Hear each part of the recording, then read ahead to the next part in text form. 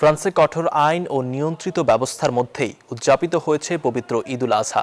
দেশটিতে রাস্তা ও বাসাবাড়িতে পশু জবাই সম্পূর্ণ নিষিদ্ধ থাকায় অনুমোদিত কসাইখানা ও নির্দিষ্ট সুপার স্টোরগুলোর উপরই নির্ভর করতে হয় প্রবাসী মুসলিমদের। ফ্রান্স থেকে ফেরদৌস করিমের পাঠানো তথ্য চিত্রে ডেস্ক রিপোর্ট। ইউরোপের অন্যতম বৃহৎ ও শক্তিশালী দেশ ফ্রান্স, যেখানে বসবাস করেন প্রায় ৬০ লাখ মুসলমান। তবে জনস্বাস্থ্য ও পরিবেশ রক্ষায় অনুমোদিত কসাইখানার বাহিরে দেশটিতে পশু জবাই সম্পূর্ণ নিষিদ্ধ। আইন অমান্য করলে রয়েছে ৬ মাসের কারাদণ্ড এবং ১৫,০০০ ইউরো পর্যন্ত জরিমানার বিধান।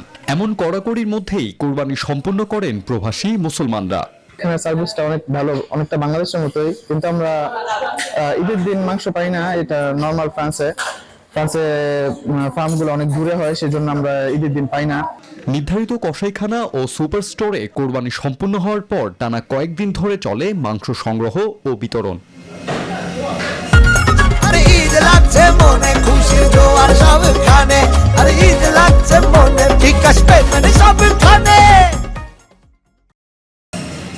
ফ্রান্সের আইনি বেড়াজালের মধ্যেও পশু কোরবানির মাধ্যমে পরবাসেও আনন্দে মেতে ওঠে প্রবাসী মুসলমানরা।